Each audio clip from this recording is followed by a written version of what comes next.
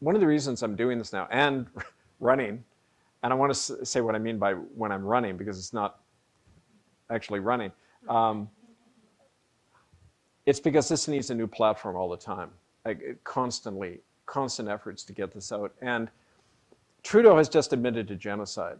So naturally that has to be an election issue. But under international law, the Crown has lost its jurisdiction. It never had jurisdiction in the first place, but it's a convicted criminal body under the indictment and the conviction in Brussels in 2012. Elizabeth Windsor was one of the, I call them the dirty 30, the 30 defendants who were named, including Joseph Ratzinger and others.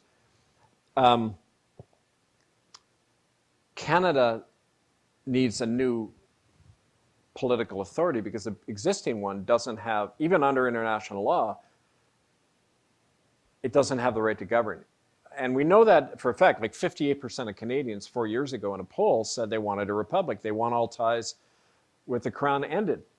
It's an anachronism. We need our own self-governing republic. So in 2015 in Winnipeg, a couple of hundred people got together and formed this movement to form a republic, to act on the majority mandate. And this year they asked me to run as a candidate. There's actually a guy in East York just volunteered today to be another candidate. We now have 5.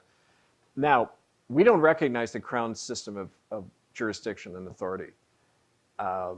And so we say, when we're running, it's to say to people,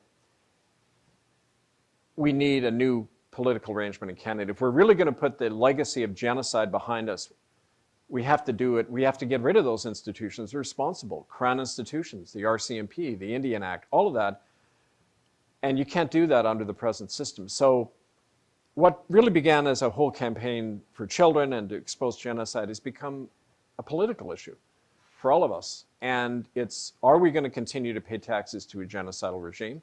Are you going to vote? When you vote, most people don't know that a member of Parliament in Canada takes their oath of allegiance is to quote Queen Elizabeth and her descendants, period.